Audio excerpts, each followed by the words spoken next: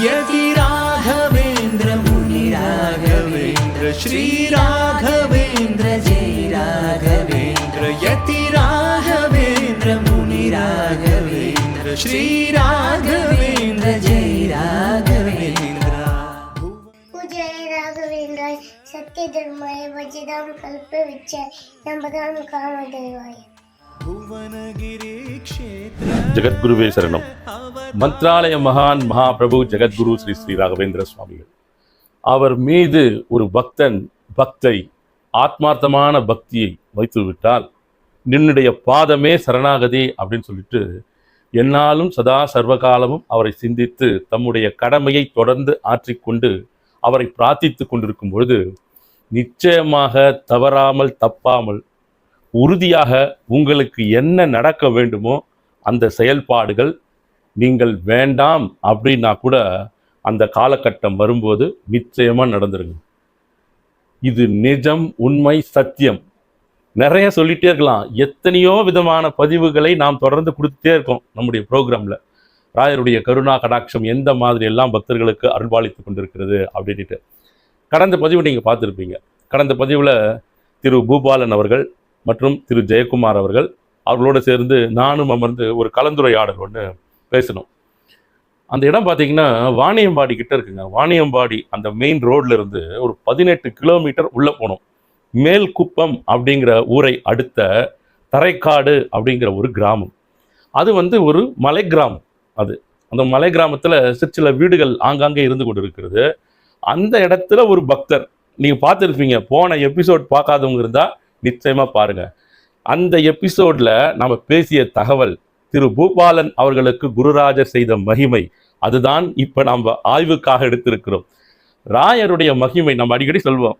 1000 கோடி சூரியன்களின் ஒளி பிரவாகமாக விளங்கும் குருராஜரின் கடலளவு மகிமையை குட்டியூண்டு கரண்டியில் அள்ளும் கடைகோடி பக்தன் தான் அப்படின்னு சொல்லிட்டு இருக்கோம் இல்லைங்களா? அந்த மாதிரி ஒரு துளியில் ஒரு மைக்ரான் அளவு, சிறிய அளவு தான் இந்த மகிமை. அப்போ ஏராளமான பக்தர்களுக்கு தொடர்ந்து நடைபெற்று கொண்டிருக்கிறது. இந்த உலகம் முழுவதும் யார் யார் எந்தெந்த நிலையில் இருக்கிறார்களோ அந்தந்த நிலையில் அவர்களுக்கு தகுந்தாற் போல அவர்களுக்கு என்ன வேண்டுமோ, எதை கொடுத்தால் அவர்களுக்கு மிக சரியாக இருக்குமோ அதனை குருராஜர் தொடர்ந்து கொடுத்துட்டு தான் இருக்கார். ஆத்மார்த்தமான பக்தி, சரணாகதி பக்தி, அந்தரங்க பக்தி, படோடமில்லாத பக்தி வெளியில தெரியணும்னு அவசியம் இல்லை. நமது உள்ளத்தில் அவருக்காக ஒரு இடத்தை ஒதுக்கி, இந்த இடத்துல குருராஜா, இந்த இடம் என்னாலும் உமக்காகத்தான், சதா சர்வகாலமும் உம்மை தியானித்துக் கொண்டிருப்போம். நாங்கள் செய்கின்ற எந்த செயல் எதுவாக இருந்தாலும் அந்த செயலுக்கு நீங்கள் அருளையும் அனுகிரகத்தையும் கொடுத்து என்னை வழிநடத்தி தாங்க குருராஜா அப்படின்னு சொல்லிட்டு ஆத்மார்த்தமான பிரார்த்தனை பண்ணாலே போருங்க. அது கால நேரம் சூழ்நிலை உங்களுக்கு வரும்போது அதை நிச்சயமாக நிறைவேற்றி தருவார். ஒரு 2 நாளைக்கு முன்னாடி தான் அந்த பதிவை நம்ம போட்டோம். நிச்சயமாக அந்த பதிவை பார்த்துட்டு எத்தனையோ பக்தர்கள் திரு பூபாலன் அவர்களும் திரு ஜெயக்குமார் அவர்களும் எனக்கு தொடர்ந்து ஃபோன் பண்ணி சொல்லிட்டு இருக்காங்க. சார், இங்கேருந்து ஃபோன் பண்ணாங்க, அங்கேருந்து ஃபோன் பண்ணாங்க, இவர் ஃபோன் பண்ணார், ஒருத்தர் சிலை தரேன்னு சொல்லியிருக்காரு, ஒருத்தர் பூஜை பாத்திரங்கள் தருவதாக சொல்லியிருக்காங்க. இந்த மாதிரி நிறைய சங்கதிகள் பார்த்தா அந்த ஃபைலையே டோட்டலாக க்ளோஸ் பண்ணிட்டார் ராயர். அந்த பதிவை நாம் போட்டு ஒரு மத்திய வாக்கில் போட்டோம்னு நினைக்கிறேன். அந்த பதிவை மறுநாள் மதியத்திற்குள் மறுநாள் மதியம் வேலை சாயந்தரம் இருக்கும், அதுக்குள்ள முழுவதுமாக அந்த மடத்திற்கு, அந்த ஆலயத்திற்கு அவர் அமர்வதற்கு உண்டான செயல்பாடுகள் என்னென்ன நடத்த வேண்டுமோ அத்தனை செயல்பாடுகளையும் நடத்திவிட்டு அந்த ஃபைலை சைன் பண்ணி க்ளோஸ் பண்ணி தூக்கி ஓரம் வச்சுட்டார். இதுதாங்க மகிமை, இதுதான் மகிமை. நாம் எல்லாமே அப்படி நடக்குமானா நாம் ஒரு நிலத்தை பண்படுத்த முடியும், ஏர் விட முடியும், விதையிட முடியும். ஆனால் அவர்கிட்ட தான் கேட்கணும், குருராஜா இதில் நல்ல மகசூலை கொடுங்க, நல்ல அறுவடை கொடுங்க அப்படின்ட்டு. அந்த அறுவடையும் அந்த மகசூலையும் தரக்கூடிய அளவிற்கு அங்கு தேவையான ஏற்பாடுகளுக்கு உகந்த விஷயங்களை குருராஜர் அனுமதி அளித்து விட்டார். அந்த பதிவை பார்த்துட்டு ஃபோன் செய்து பேசிய அத்தனை அன்பு நெஞ்சங்களுக்கும், திரு ஜெயக்குமார் அவர்கிட்ட பேசியிருக்கீங்க, திரு பூபாலன் அவர்கிட்ட பேசியிருக்கீங்க, என்னிடம் பல அன்பு நெஞ்சங்கள் பேசுறீங்க. உங்கள் எல்லாருக்கும் என்னுடைய ஆத்மார்த்தமான நன்றிகளையும் வணக்கங்களையும் இத்தருணத்தில் தெரிவித்துக் கொள்கிறேன். அவ்வளவு மகா மகிமை புரிந்தவர் குருராஜர். அவர் பாருங்க, 1 இயர் ஒரு மலைக்காடு, அந்த இடத்துல ஒரு வீடு, அவருது ஒரு கட்டிட மேஸ்திரி வேலை செய்கிறார், பால் வியாபாரம் பண்ணுறாரு. ராயர்கிட்ட ஒரு பக்தி ஆயிட்டார். அந்த வீடியோவில் அவர் சொல்லியிருப்பார், நீங்கள் பார்த்தீங்கன்னா தெரியும், ஏன் வந்து ஒரு பக்தன் ஆனார். நான் கேட்டிருப்போம், அதுக்கு ஆன்சர் பண்ணியிருப்பார். அந்த பக்தி அது உடம்பு சரியாக போச்சு, ஆரோக்கியம் பெற்றுட்டாங்க, அதோட நிறுத்தாமல் இன்னும் ஒரு படி மேலே போயிட்டு அவருடைய சிந்தனை பாருங்கள். திரு பூபாலன் அவருடைய சிந்தனை, எனக்கு கிடைச்ச அந்த பாக்கியம் எல்லாருக்கும் கிடைக்கணும், எங்கள் கிராமத்தில் இருக்கக்கூடிய எல்லாருக்கும் தெரிஞ்சுக்கணும் அவரை பற்றி, அவர் காலை பிடித்து கொண்டு என்றென்றும் அவருடைய பக்தனாக நான் இருந்து கொண்டிருப்பேன், அவருடைய நிழலில் நான் இருப்பேன் அப்படின்ட்டு அந்த உறுதி அவருக்குள்ளே இருந்ததுனால தான் வெறும் பக்தி மட்டும் பண்ணாமல் இந்த இடத்துல, இந்த மலையடி வாரத்தில், இந்த மலை கிராமத்தில் அவர் வந்து உட்காரணும் அப்படின்னு சொல்லிட்டு எண்ணம் அவருக்கு உதித்து இருக்கிறது. அவர் எண்ணத்தோடு நிறுத்தலைங்க. அவர் ஆக்சுவலாக எண்ணத்தோடு ஸ்டாப் பண்ணல. அவர் எல்லா இடங்களுக்கும் ட்ரை பண்ணுறார். அவர் யாருக்கும் குருராஜர் பக்தர்கள்லாம் பரிச்சயம் இல்லாத ஒரு நபர். அவர் வருவது ஒரு கிராமத்திலிருந்து வரார். ஏதோ எண்ணம் வந்துருச்சு, இந்த இடத்துல ஒரு மடத்தை உருவாக்கணும், ஒரு கோயில் வரணும், ராயர் அப்பாவை உட்கார வைக்கணும், இதுதான் சொல்கிறார் அவர். அப்படிங்கிற எண்ணம் வந்துருச்சு. எப்படி போய் எப்படி எடுத்துகிட்டு வரணுன்ற ஒரு யோசனையும் கிடையாது அவருக்கு. கேட்டால் அவர் வழி காண்பிப்பார் அப்படின்ட்டு அவருக்கு உடனே ரெட் கார்பெட் போட்டு எந்த வெல்கமும் அவருக்கு நடக்கலை. ஆக்சுவலாக அந்த சிந்தனை உதித்து அவர் எவ்வளவு நாள் அந்த சிந்தனையில் வைராகிய பக்தியுடன் இருக்கிறார் அப்படின்னு சொல்கிற அந்த இன்குபேஷன் பீரியட் தான் கிட்டத்தட்ட ஒரு 1 இயராக நடந்திருக்கு என்னுடைய பார்வைக்கு. அதுதான் அந்த 1 இயர் இன்குபேஷன் பீரியட். அவர் நிற்கிறாரா, கண்டிப்பாக குருராஜர் அந்த இடத்தில் வந்து அமர்ந்துதான் ஆகணும் அப்படிங்கிற எண்ணத்தில் எந்த அளவுக்கு அவர் உறுதியாக இருக்க போகிறார், அவர் வரணுமா அப்படிங்கிற பல்வேறு கட்டங்களில் குருராஜர் நிச்சயமாக அவருக்கு உண்டான அந்த டெஸ்ட் நடந்திருக்கும். நிச்சயமாக கண்டிப்பாக நானே பல இடங்களில் அவர் பார்த்தேன். முதல்ல ஒரு அறிமுகம் வர்றார், அது சொன்னது தான், வாணியம்பாடி படப்பிடிப்புக்கு போகிறோம், அந்த இடத்துல வந்து ஒரு ஃபோன் கால் பண்ணுறாரு, சார் உங்களை வந்து பார்க்கணும் அப்படின்னு சொல்கிறாரு. வாணியம்பாடியில் ஒரு மடம் இருக்கிறது, அந்த மடத்தை படப்பிடிப்பு பண்ணுறோம், ஒரு குறிப்பிட்ட நேரம் சொல்கிறோம், அந்த நேரத்திற்குள்ளாக அவர் அந்த இடத்துக்கு வரலை. நான் அங்கேருந்து கிளம்பின உடனே நான் வெளியில் கிளம்பிட்டேங்க அப்படின்னு சொல்கிறேன். இல்லை நான் உங்களை பார்க்கணும் அப்படின்றாரு. இல்லை நீங்கள் வந்து நான் ஆம்பூர் போகிறேன், அங்கே மடத்தில் வந்து ஒரு சின்ன படப்பதிவு இருக்குது, அங்கே போகிறேன் அப்படின்னு. நான் அங்கேயும் வரேன் சார் அப்படின்னு சொல்லிட்டு முயற்சி பாருங்கள். இறைவன், குருநாதர் எல்லாமே வந்து சூழ்நிலைகளை தான் உருவாக்கி தருவார்கள். அந்த சூழ்நிலையில் முடிவுகளை எடுப்பது அப்படிங்கிறது நம்மை சார்ந்தது, உங்களை சார்ந்தது. எந்த மாதிரி முடிவுகளை நாம் எடுக்கிறோம் ஒவ்வொரு தருணங்களிலும் அப்படிங்கிறது, எடுத்த முடிவை அவர்கிட்ட சரண்டர் பண்ணிடணும். சரண்டர் பண்ணிட்டு அவ்வளோதான், நம்முடைய போக்கு பிரகாரம், நம்முடைய எண்ண பிரகாரம் சென்று கொண்டே இருக்க வேண்டும் வாழ்க்கை அப்படின்னு சொல்லிட்டு குருராஜரை பிரார்த்தித்து கொண்டு அப்படி நம்ம நினைச்சிக்க கூடாது. அந்த மாதிரி என்னப்பா நான் இப்படி திங்க் பண்ணேன், இந்த மாதிரி ஆகணும்னு நினைச்சேன், அப்படி நடக்கணும்னு நினைச்சேன், சாமியை இவ்வளோதான் வேணும் ஆனால் கொடுக்கல அப்படின்னு நினைக்கக்கூடாது. உங்களுடைய எண்ணம் அதுவாக இருக்கலாம், உங்களுடைய முயற்சி அதுவாக இருக்கலாம். அந்த எண்ணமும் அந்த முயற்சியும் உங்களுடைய முயற்சிக்கு உண்டான வினையின் விளைவு உங்களுடைய கரண்ட் லைஃபுக்கு ஏற்றதாக இருந்தால் மட்டுமே குருராஜரிடமிருந்து, மகாபிரபு ஜெகத்குரு ஸ்ரீ ஸ்ரீ ராகவேந்திர சுவாமிகளிடமிருந்து உங்களுக்கு அதுக்கு உண்டான சைன் கிடைக்கும், அந்த கையொப்பம் கிடைக்கும், கோ ஹெட் அப்படிங்கிறது கிடைக்கும்.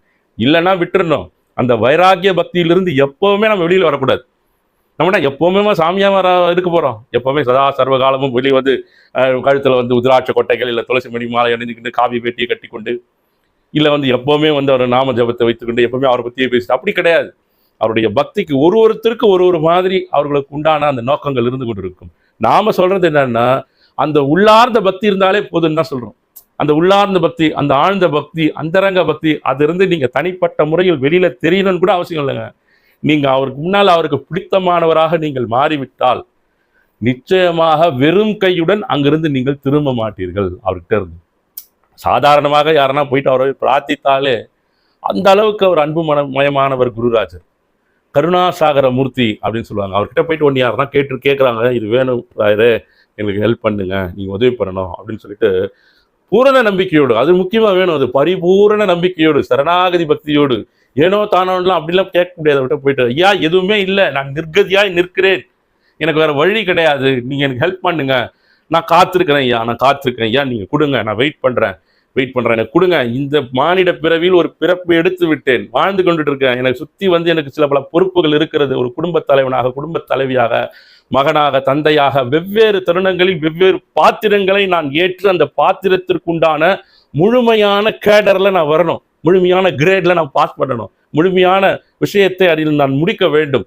என்னுடைய கடமை ஆற்றுவதற்கு நீங்கள் உங்களுடைய அருளையும் அனுகிரகங்களையும் கொடுத்தால் இந்த மானிட பிறவி, இந்த மனித பிறவி அப்படிங்கிறது எனக்கு என் வாழ்வில் மிக பெரிய பொக்கிஷமாக நினைத்து என்னாலும் உங்களது பொற்பாத கமலங்களை பற்றி கொண்டிருப்பேன் குருராஜா, எனக்கு அருள் கொடுங்க அப்படின்னு கேட்டிங்கன்னா நிச்சயமாக அவருடைய அருளும் அனுகிரகம் ஆசிகளும் நீங்கள் அவர் மீது ஆத்மார்த்தமான பக்தியை வைத்து அவர்கிட்ட கேட்கும்போது இல்லைன்னு சொல்லவே மாட்டார்.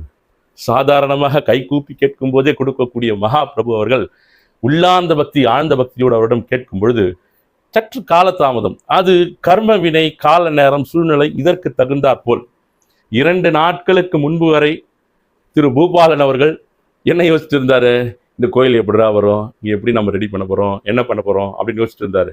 என்று அவரை சந்திக்கக்கூடிய அந்த சூழ்நிலை உருவானதோ அப்போவே ராயர் வந்து அவருக்கு உண்டான அடுத்தடுத்த கட்ட நகர்வுகள் எப்படி இருக்கணும்னு முடிவு பண்ணதுனால தான் திரு ஜெயக்குமார் அவர்கள் ஆம்பூர் அவரை அறிமுகப்படுத்தி வைத்து அவர் மூலமாக அந்த கட்டிடத்தை எழுப்ப வைத்து அடுத்தடுத்த நிகழ்வுகளாக உங்கள் முன் பேச வைத்திருக்கிறார். இதுதாங்க அவருடைய அனுகிரகம். இன்னைக்கு 3 நாட்கள் முன்னால் வரைக்கும் சரி ஏதோ ராயர் வரணும், ராயருடைய இந்த இடத்துல அவர் அமர வைக்கணும்னு யோசிச்சுட்டு இருந்த திரு பூபாலன் அவர்கள் இன்னைக்கு ரொம்ப பிஸியாக யோசிச்சுட்டு இருக்காரு. நெக்ஸ்ட் என்ன பண்ணுறது, எப்படி பண்ணலாம், என்ன செய்யலாம் அப்படின்னு சொல்லிட்டு திக்குமுக்காடி போயிருக்கிறார். பகவானுடைய அருளையும் அனுகிரகத்தையும் யோசித்து இப்படியா அவருடைய அனுகிரகம் ஆசிகளும் கிடைக்கும். நியாயமான கோரிக்கை, உங்களுடைய எண்ணம், உங்களுடைய நோக்கம் மிக சரியாக இருக்கும் என்றால் நிச்சயமாக அவருடைய அருளும் அனுகிரகம் ஆசிகளும் கிடைக்கப்பெறும். நமக்கு எது வந்தாலும் சரிங்க, வாழ்வில் எது வந்தாலும் சரி, எந்த நிலையில் உயர்ந்தாலும் சரி, எந்த பதவியில் உயர்ந்தாலும் சரி, செல்வ செழிப்பில் திளைத்தாலும் சரி, எது வந்தாலும் ஆரம்ப கட்டத்தில் அவரிடம் நாம் எந்த மாதிரியான பக்தி வச்சிருந்தோமோ அந்த பக்தியை மூச்சின் முற்றுப்புள்ளி வரை கடைபிடிக்கணுங்க. அதுதாங்க ரொம்ப அவசியம். ஏன்னா அந்த காலங்கள்லாம் அடுத்தடுத்து மாறிட்டே வரும்போது பார்த்தா நம்முடைய வாழ்வாதாரம், வாழ்நிலை, நம்முடைய சுற்றுப்புற சூழ்நிலை, நம்முடைய ஆட்டிடியூட்ஸ், ஆக்டிவிட்டீஸ் இதெல்லாம் வந்து மாறக்கூடியதாக இருந்து கொண்டே இருக்கும். அது எது எப்படி இருந்தாலும் மாறிடவே கூடாது. அந்த இடத்துல இருந்து நீங்கள் எப்போ ஆரம்பத்தில் எந்த மாதிரி நீங்கள் அவர்கிட்ட போயிட்டு நின்று கேட்டீங்களோ அந்த கேட்டது தான் பக்தி. பக்தி தான் உங்கள் மீது உறுதியான பக்தி நான் வைத்திருக்கிறேன், வைராக்கிய பக்தி வைத்திருக்கிறேன், அன்ஷேக்கபிள் ஃபெய்த் உங்கள் மேலே. அந்த அன்ஷேக்கபிள் ஃபெய்த் அப்படின்றது ஒரு அசைக்க முடியாத நம்பிக்கை. அது வச்சுட்டு இருக்கேன், ஒரு ஆழ்ந்த அன்பு வச்சுட்டு இருக்கேன்னா அது முதல்ல எந்த மாதிரி நம்ம ஸ்டார்ட் பண்ணமோ கடைசி வரைக்கும் அதை நாம் கட்டி காப்பாற்ற வேண்டும். நிச்சயமா அடுத்தடுத்த கட்டங்கள் நாம் உயர்ந்து கொண்டே இருக்கும்போது ஒரு கட்டத்திலிருந்து அவரிடமிருந்து விலகி செல்லக்கூடிய சூழ்நிலையும் நமக்கு கர்ம வினையின் காரணமாக, வாழ்நிலை சூழ்நிலை காரணமாக உருவாக்கும். அந்த இடத்தில் முழுமையான விழிப்புடன் இருந்து அக விழிப்பு இருக்கணும். எதை கண்டும் எதை பார்த்து நாம் வந்து சஞ்சலப்பட்டு விடக்கூடாது. அந்த இடத்துல குருராஜா, நான் உங்களுடைய பக்தன், பக்தை, நான் உங்களை வணங்கினேன், என்னுடைய மூச்சின் முற்றுப்புள்ளி உங்களுடைய நாமமாக தான் இருக்கு. எல்லாமே நடக்கலாங்க. எந்த தெய்வங்களை வேண்டுமானாலும் வணங்கலாம், எந்த ஆலயத்திற்கு வேண்டுமானாலும் செல்லலாம், எந்த குருமார்களை வேண்டுமானாலும் நீங்கள் தரிசிக்கலாம். ஆனால் ஆத்ம குருவாக, முதல் குருவாக நான் வணங்கியது உங்களைத்தான். இந்த ஆலயத்திற்கு போனோம்னா நீங்கள் தான் சொல்கிறீங்க, இந்த குருவை போய் தரிசிக்க வேண்டும்னா நீங்கள் தான் சொல்கிறீங்க, எனக்கு உணர்த்துவது எல்லாம் நீங்கள் தான் உணர்த்துகிறீர்கள், உங்களுடைய உணர்த்துதல் பிரகாரம் தான் நான் நடந்து கொண்டிருக்கிறேன் அப்படின்னு சொல்லிட்டு எங்கே போனாலும் தொட்டுட்டு வந்து அந்த பழைய இடத்துக்கு பேக் டு தி பெவிலியன்ற மாதிரி அவருடைய அந்த அருள் ஆளுகைக்குள் வந்து நின்று விட வேண்டும். அப்படியே வேடிக்கை பார்த்துன்னு அப்படியே போயிடக்கூடாது. அந்த மாதிரி எல்லாமே கிடைக்கும், எல்லாமே கிடைக்கும். நீங்கள் அவரை பிரார்த்திக்கும் போது, வணங்கும் போது அந்த சீசனிங் முடிஞ்சிருச்சுன்னு வச்சுக்கோங்க, அந்த இன்குபேஷன் பீரியட் அப்படின்னு சொல்கிறோம் பாருங்க, அது முடிஞ்சிருதுன்னா உங்களுக்கு தேவையானதெல்லாம் கொடுத்துட்டே இருப்பார், அளவுக்கு அதிகமாகவே கிடைச்சிட்டே இருக்கும். ஆனால் அது கிடைக்கும்போது மலைத்து விடக்கூடாது. இவ்வளோ நேரம் தான் அவர் மனது வைத்து விட்டால் என்ன வேண்டுமானாலும் எப்பொழுது வேண்டுமானாலும் வாழ்வில் மிகப்பெரிய மாற்றங்கள் உங்களை தேடி வந்துவிடும். அதனால் ராயரை நம்பியோர், அவரை வணங்கியோர் எக்காலமும் வெறும் கையுடன் திரும்பியது கிடையாது. உங்களுடைய ஆத்மார்த்தமான பக்தி, நீங்கள் வைக்கக்கூடிய சரணாகதி பக்தி உங்கள் வாழ்வில் மிகப்பெரிய நிம்மதியையும் சந்தோஷத்தையும் வெற்றியையும் நிச்சயம் கொண்டு வந்திருக்கிறது. நிச்சயம் கொண்டு வந்திருக்கிறது.